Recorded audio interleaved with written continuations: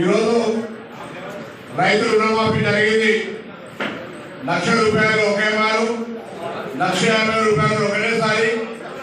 రేపు 15వ తారీఖు 2,00,000 రూపాయలు రుణమాఫీ అవుతుంది.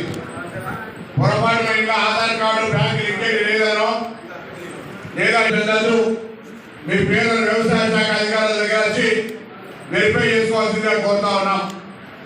అక్కడ ఇక్కడ పొరపాటున సాంకేతికంగా ఏదైనా జరిగితే దాన్ని సరిదిద్దడానికి ప్రభుత్వం సానుకూలంగా ఉంది అని మాట సందర్భంగా తెలియజేస్తా ఉన్నాం.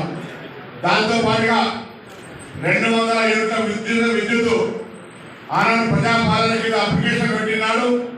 కొంతమంది చక్కగా టిక్కు పెట్టగలరు, కరెంటు మీటర్ నెంబర్ చక్కగా వేసో వేయగలం, ఆధార్ నెంబర్ వేసో వేయగలం. కొంత ఇబ్బంది ఉన్నటువంటి పరిస్థితి కనబడేది.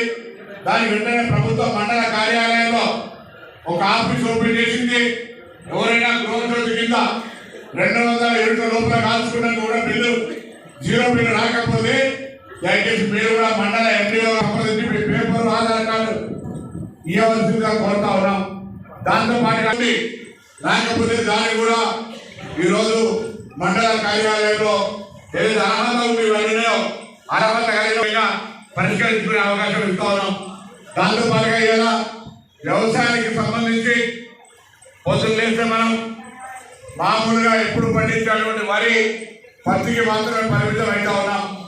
ఇలా వ్యవసాయానికి సంబంధించి మారుతున్న కాలానికి అనుగుణంగా మంచి ఆదాయాన్ని నెలల వారీగా లేదా రెట్టింపు ఆదాయం వచ్చేటువంటి పంటలను లేదా ఇతరత్ర పథకాలను కేంద్ర రాష్ట్ర పథకాలను వ్యవసాయ సంబంధిత అధికారులు చెప్తారు.